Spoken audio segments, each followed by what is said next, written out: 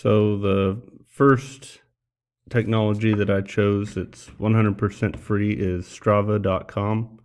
I use this for my runners whenever we are training in the off season or they're logging miles on their own. I can follow along and see where they're at and how they're doing. I really enjoy this one because I can interact with the kids through here. And we can talk about what they got going on, and I can stay caught up with what they're doing. So pretty easy. Log in up here on the right.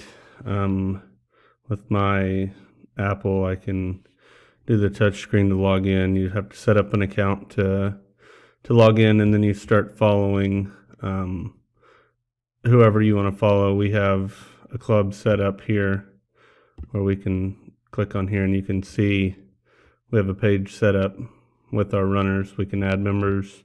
You can leave the group. Shows we can go to recent activity. I can check in on my runners here and see who's done a run here. This is one from two of my athletes actually that did a run together. You can see here where they ran together on it. It's actually a road race up in Wichita, and I can see where their total distance they ran, their pace they ran, and their total time that they had. They can also show down here some notes whether they had a hard time in a certain spot or if they had trouble in a certain spot, anything like that. You can also like their runs.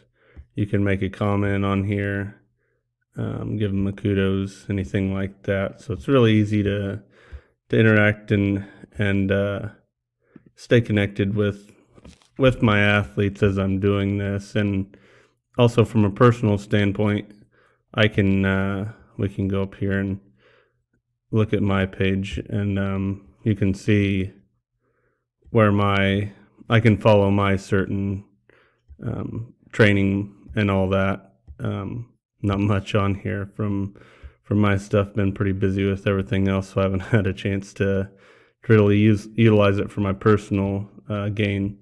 You can change your different goals. You can do running, biking, swimming, and it'll train all that.